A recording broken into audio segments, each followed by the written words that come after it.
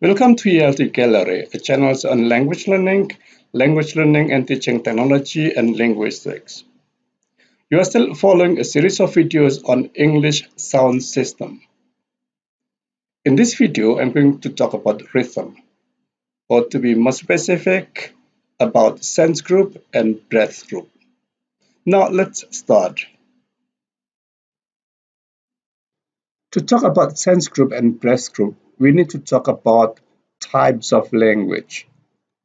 According to the time which a speaker uses to say or pronounce a sentence, language can be differentiated into two kinds or two types.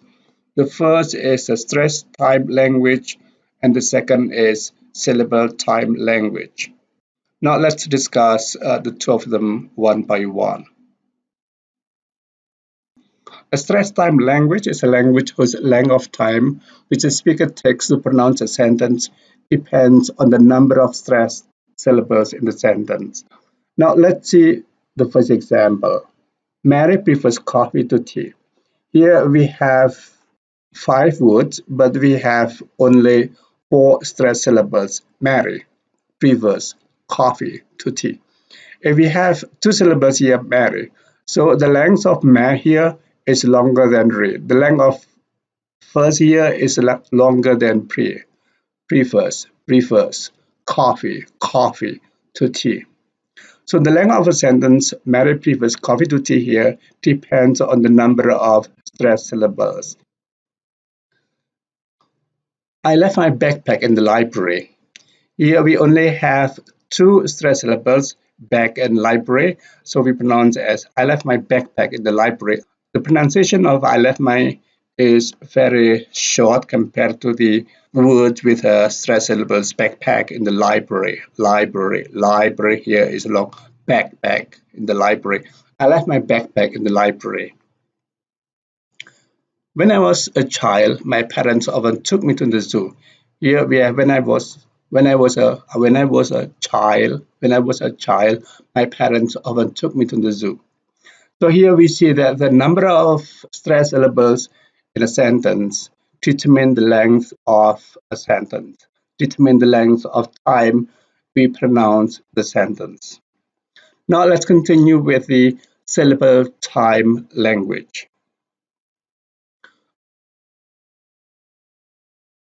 A syllable time language is a language whose length of time which a speaker takes to pronounce a sentence depends on the number of syllables. We have sentences in Indonesian like Marni mau makan nasi.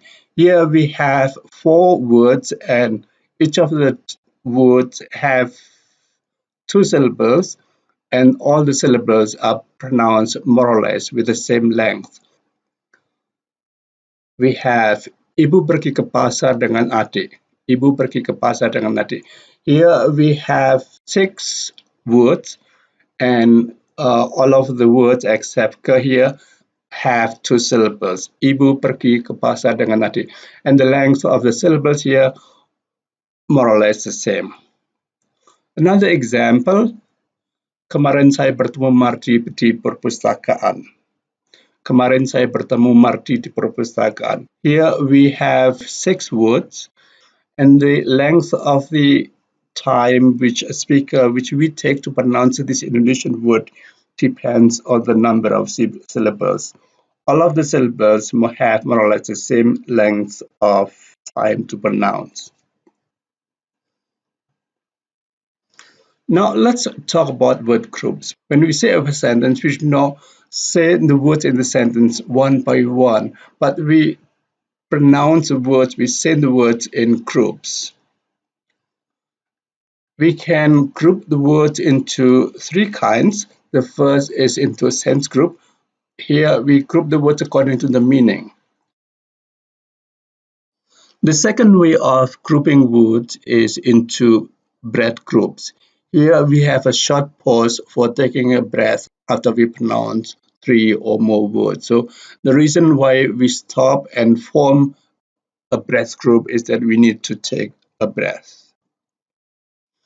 Then the third way of grouping words is according to the meter. A meter is a group of words with a certain number of stressed syllables, generally only one stressed syllable.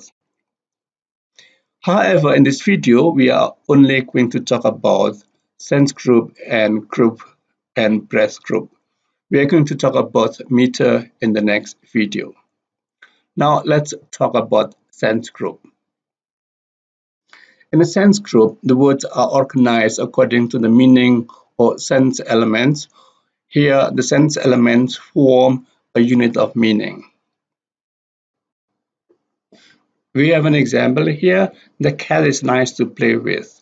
So we put the cat into one group, it's nice into one group and to play with. Here we have the subject, the cat is nice, is the predicate, and to play with is an adjunct which modifies is nice. So we put the sentence in here into three groups because of the cat is nice and to play with form one unit of meaning. Each of them form one unit of meaning. The cat is nice to play with. They only copy and paste for their paper. Here we put the sentence into three groups. They, the subject, only copy and paste the predicate, and for their paper is the adjunct. They only copy and paste for their paper. They only copy and paste for their paper. So we stop. They only copy and paste on their paper. Another example, the man with an umbrella looks suspicious. Here, the man with an umbrella is one sense group and looks suspicious is another sense group here. We just break the sentence into two groups. The man with an umbrella is a subject and looks suspicious is a predicate. So once again, we put words into groups according to their meanings. Each group forms a unit of meaning. Usually it's a subject, predicate, or adjunct, or object, so according to the sentence function. Now let's see breath group. In breath groups, the words are organized according to the breath which a speaker probably needs before pronouncing the next group. We have the cats, nice to play with. The cats, we can pronounce the cat in one group and nice to play with in another group. So we have a pause after is. The cat nice to play with, or the cat is nice to play with. They only copy and paste for their paper. So they only copy and paste for their paper. We put them into three groups. They only copy and paste for their paper. We are very happy to help you. Here we put the sentence into two groups. We are very happy to help you. So here in breath group, we just stop after a group of words because we need to take a breath. But usually when we stop, the group which we just pronounced form a unit like the cats. Here the cats nice to play with. They only copy and paste for their paper. Copy and paste is one unit on their paper. We are very happy to help you. Well, that's all about sense group and breath group. In the next video, we are going to talk about meter.